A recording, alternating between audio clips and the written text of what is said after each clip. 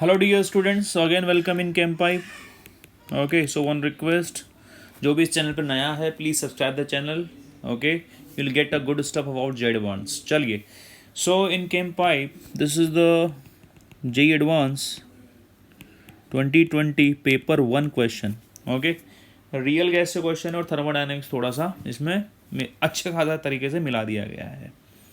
तो यहाँ पर आप जानते हैं कि ये जो वर्क डन की इक्वेशन लिखी हुई है दिस इज यूनिवर्सल इक्वेशन. कोई भी वर्क डन अगर हमने पीवी वर्क डन अगर हमें डिफाइन करना है तो हम यही लिखेंगे, चाहे वो रिवर्सिबल हो चाहे वो इरिवर्सिबल हो. ठीक बात है. Minus P external D V. Okay, अब यहाँ पर आपको देख रहे हो कि पी एक्सटर्नल जो है किससे, P external is what, the R T V minus B minus A upon V square. ठीक बात है. क्लियर और नॉट. तो अब ये किसको सेटिस्फाई करती है? Obviously this is nothing but what, van der Waals gas equation. ठीक है, तो system that satisfy the van der Waals gas equation. एक ऑप्शन तो ये करेक्ट होगा हमारा. क्लियर.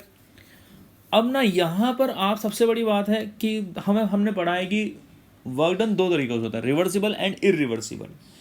रिवर्सिबल में क्या होता है कि प्रेशर जो होता है चेंज होता रहता है, लेकिन इरिवर्सिबल में क्या होता है, वर्क डन जो होता है is done against constant external pressure.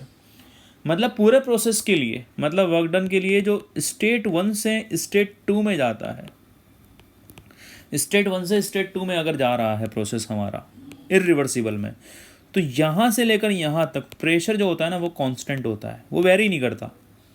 Clear.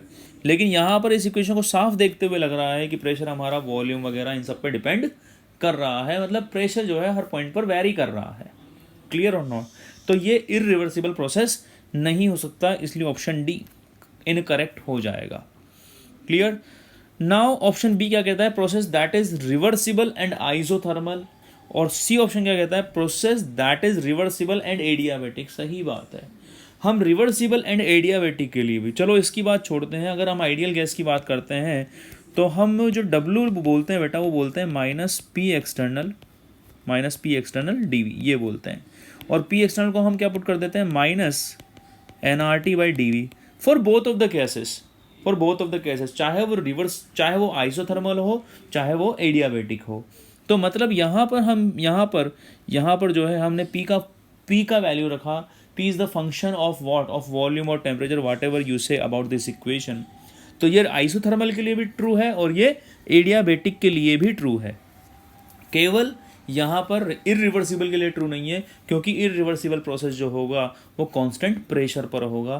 Clear और not. So this was the complete solution of this question. एक आसान क्वेश्चन था, बस थोड़ा सा ट्रिकी था.